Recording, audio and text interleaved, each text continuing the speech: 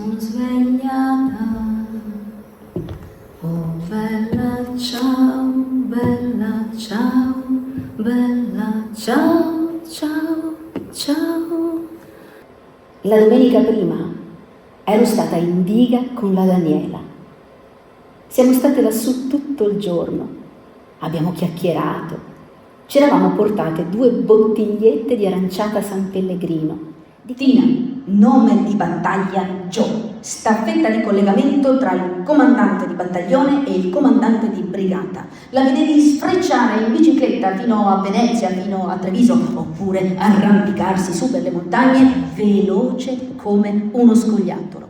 Salva partigiani sconosciuti e sottrae rice trasmittenti ai tedeschi spacciandole per patate.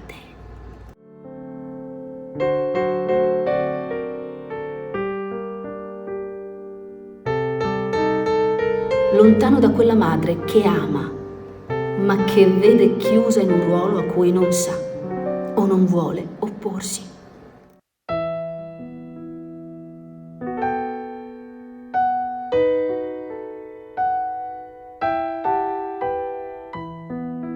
Questo è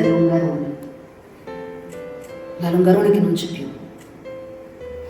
Ma ancora più dei luoghi sono i volti che affollano la memoria dei superstiti.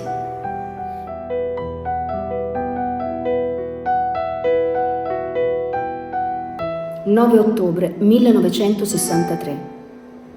Un'auto sfreccia da Torino verso Belluno.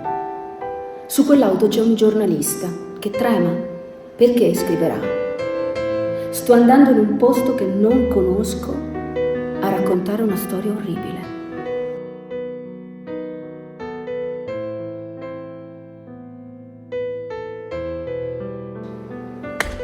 Mona, non importa quello che hai davanti, importa quello che hai dentro.